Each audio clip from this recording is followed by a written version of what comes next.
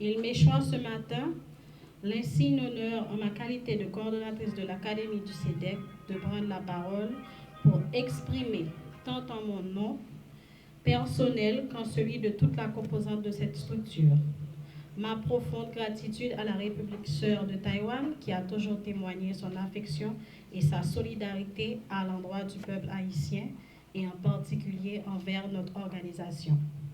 Monsieur l'ambassadeur, aujourd'hui, une fois encore, l'Académie CEDEC est heureuse et fière de recevoir ce don en matériel informatique de la part de Taïwan.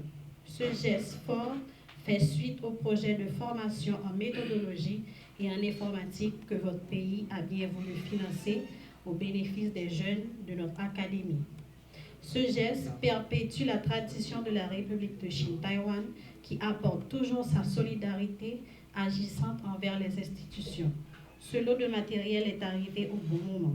Il nous permettra de continuer et d'amplifier notre tâche de formation, d'éducation à la citoyenneté au bénéfice des enfants. Je voudrais commencer mon mot de remerciement par Madame la Ministre à la condition féminine et aux droits des femmes. Madame la Ministre, au nom du grand architecte de l'univers, je tiens à vous remercier sincèrement pour votre appui dans le cadre du projet de relance économique au profit des femmes en situation difficile. Ce travail en synergie entre le ministère à la condition féminine et aux droits des femmes et l'ambassade de la République de Chine-Taïwan et les organisations de femmes et féministes de la société civile haïtienne a été très crucial et j'apprécie vraiment votre intervention. Je vous suis très reconnaissante pour votre confiance et j'espère pouvoir continuer les activités de formation professionnelle au profit des femmes et des filles en grande vulnérabilité et survivantes de violences avec la réception aujourd'hui de ces matériels et équipements indispensables pour fournir un service de qualité. Merci, Madame la Ministre. Quant à vous, Monsieur l'ambassadeur, je tiens à exprimer ma plus profonde gratitude à l'ambassade de la République de Chine pour avoir renforcé les capacités des institutions sélectionnées dans le cadre du projet en matériel et équipement. Je vous assure que cet investissement compte beaucoup pour la continuité des services fournis aux filles et aux femmes. Et marche de pair avec le choix du thème qui a été fait cette année pour la célébration des 16 jours d'activisme pour mettre fin à la violence faite aux femmes et aux filles, ainsi intitulé Prévention, formation et éducation, un outil pour combattre la violence de la société haïtienne en général et dans les communautés en particulier. La situation de violence que nous connaissons dans le pays et la situation d'insécurité et particulièrement le problème de pauvreté qui a augmenté ces 5 dernières années dans le pays. Le ou gagné l'autre pays qui comprennent parce que Taïwan n'a pas choisi et implémenter projet ça en Haïti, son projet qui est dans tout Caraïbes qui est un peu partout, mais elle est capable de dire plus que l'impact Covid n'est pas tellement fort sur Haïti, nous pas besoin de faire en Haïti. Mais bien au contraire, Taïwan te comprendre que Haïti c'est un pays prioritaire dans 4 projets ça. Et pour qui ça? C'est justement pour témoigner au-delà de solidarité mondiale que coopération taïwanaise a manifesté vis-à-vis de plusieurs autres pays dans le monde là, mais elle te comprendre que Haïti a un besoin particulier. Et c'est ça qui fait que dans la formulation, et n'a profité du ministre en conditions féminines, merci, parce que dans la formulation, il est allé beaucoup plus vers l'autonomisation des femmes. Et l'autonomisation, ils sont des outils fondamentaux qui justement permettent que nous-mêmes haïtiens bataillent contre situation ça que nous avons, situation de violence, côté que c'est femmes qui sont principales victimes avec Timounio, situation d'insécurité, côté encore que c'est femmes avec Timounio qui sont principales victimes, et situation de précarité économique en particulier que nous avons dans le pays. Les solidarités pour ça manifester et vis-à-vis de vous-même, c'est comment vous prendre solidarité ça ou capable de transformer en un outil qui vous permettre de résoudre le problème. Et c'est là nous-mêmes rôle nous dans CNSCA qui c'est une plateforme d'organisation. CNSCA n'est pas directement bénéficiaire de ce projet, mais CNSCA s'est comporté en facilitateur pour permettre que justement des personnes comme vous autres, que des organisations comme vous autres puissent obtenir ce support, cette solidarité agissante, comme dirait notre ami Michelet, vis-à-vis du peuple haïtien. CNSCA agit sous plusieurs fronts dans sa fonction d'organisation de la société civile. Notre mission fondamentale, c'est d'influencer tout ce qui est politique publique. Mais la capacité pour influencer les politiques publiques dépend du niveau intellectuel, de votre capacité cognitive, de votre capacité à mettre en place de bonnes gouvernances au sein de votre organisation pour arriver à atteindre cette mission. Et ceci, c'est ce que la solidarité du peuple taïwanais va nous permettre de faire. Renforcer nos organisations pour qu'elles soient capables d'influencer des politiques publiques dans une situation d'inconstitutionnalité, dans une situation de faiblesse de la politique en général en Haïti, et c'est ça que nous avons besoin. Nous sommes dans une transition la plus difficile que Haïti ait connue. Et cette solidarité qui va nous permettre de mieux agir, de mieux penser le lendemain pour Haïti est à remercier. Taïwan ne sait pas quelle est la dimension, qu'est-ce que représente pour chaque jeune femme, chaque enfant au sein du SEDEC qui a pu bénéficier de ce support, pour chaque jeune femme qui a vu non seulement la formation et l'aide qu'ils ont eue pour développer les petits business, etc., tout ça, Taïwan ne peut pas imaginer combien ça représente pour nous autres dans ce contexte.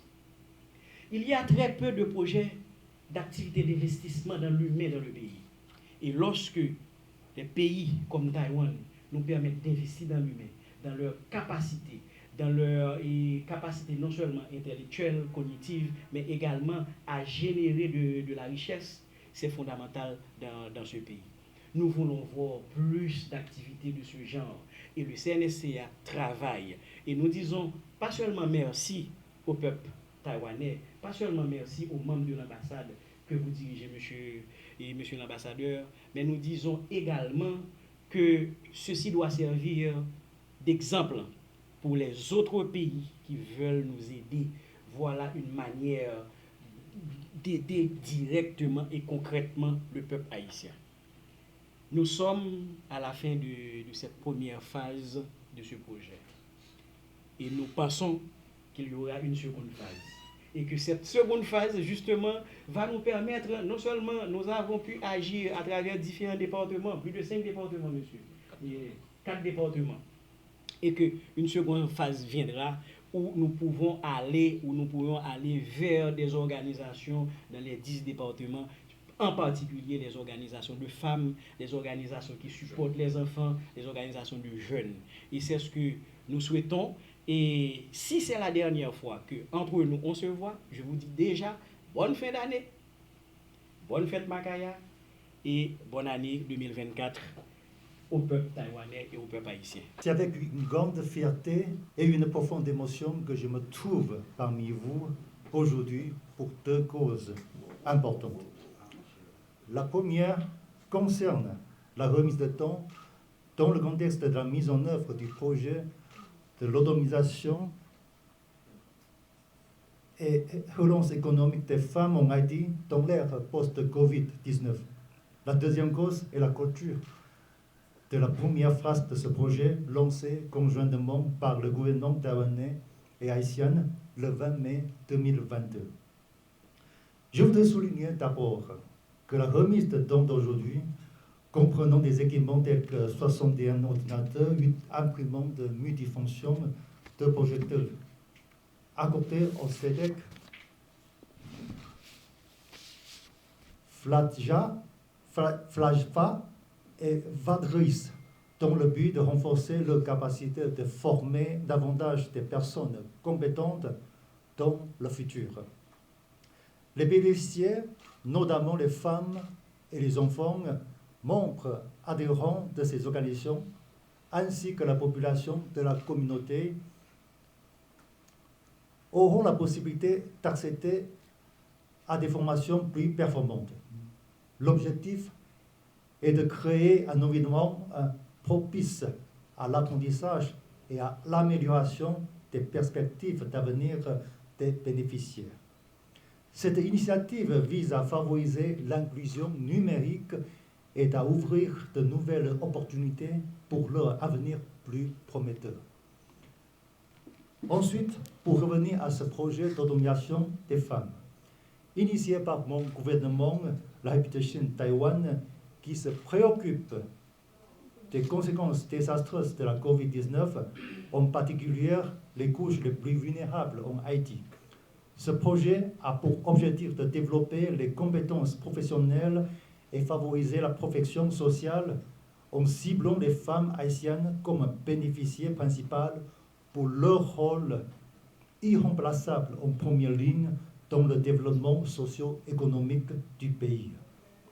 Avec l'effort conjoint du ministère de la Condition féminine et aux droits de femmes, je suis fier de vous présenter le bilan actuel satisfaisant du mois de juin 2022 au mois de décembre 2023 sur une période d'à peine 20 mois.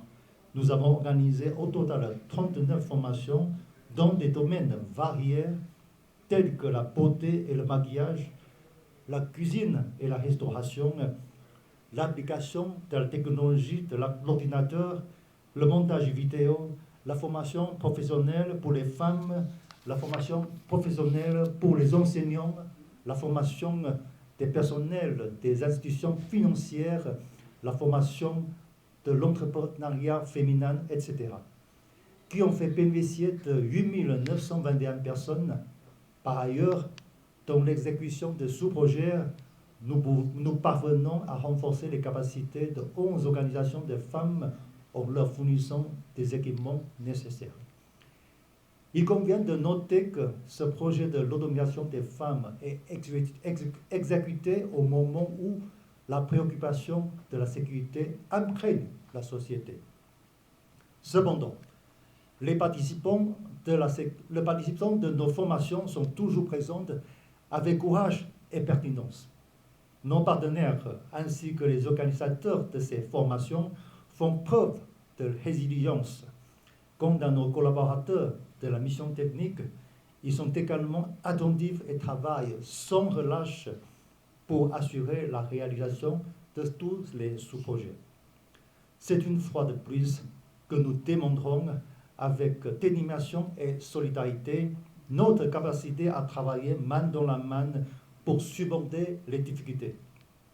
Comme tous les projets de coopération bilatérale, à travers notre effort conjoint, nous pouvons atteindre notre but commun, améliorer le bien-être de la population et restaurer l'harmonie dans la société. Je suis très honorée de prendre part ce matin à cette cérémonie de remise des matériels et équipements aux organisations bénéficiaires du projet de relance économique et d'autonomisation des femmes post-COVID-19 dans le cadre du renforcement de leurs capacités matérielles. À travers cette initiative conjointe, les organisations de la société civile ont bénéficié de la mise en œuvre du projet de relance économique afin de promouvoir les droits des femmes, lutter contre les violences faites aux femmes et aux filles et soutenir la résilience des femmes après le passage de COVID-19 aux crises multiples qui les affectent dans un contexte national marqué par les troubles sociopolitiques, l'insécurité et la montée des violences. Le projet a été réalisé à travers plusieurs départements du pays. Cette initiative valorise et soutient le leadership des femmes dans les contextes de prévention de la violence basée sur le genre et de crise humanitaire en accordant la priorité aux organisations dirigées par des femmes et en promouvant le leadership des organisations communautaires de femmes. À travers cet appui, nous faisons un pas de plus dans notre objectif d'efficacité de renforcer les organisations qui évoluent dans le domaine de la formation des jeunes filles et femmes. Ce renforcement qui se doit être fort efficace et au service de la population. Il est indéniable aujourd'hui que les opportunités offertes par l'utilisation des technologies numériques connaissent une expansion rapide presque partout. Aujourd'hui, les technologies de l'information et de la communication jouent un rôle essentiel dans l'innovation, les progrès des sociétés et l'inclusion sociale. Elles représentent donc un outil fondamental pour atteindre l'un des objectifs de développement durable, parvenir à l'égalité des sexes et autonomiser toutes les femmes et les filles. L'un des objectifs qui est au cœur des priorités du ministère à la condition féminine et aux droits des femmes. En effet, de par sa mission, le MCFDF vise à l'amélioration des conditions de vie des femmes et des filles, mais aussi à l'égalité entre les femmes et les hommes en menant des actions de formation, d'éducation pour favoriser des comportements et des attitudes non sexistes et accompagner les autres entités étatiques dans la mise en œuvre des outils d'analyse des rapports sociaux de sexe.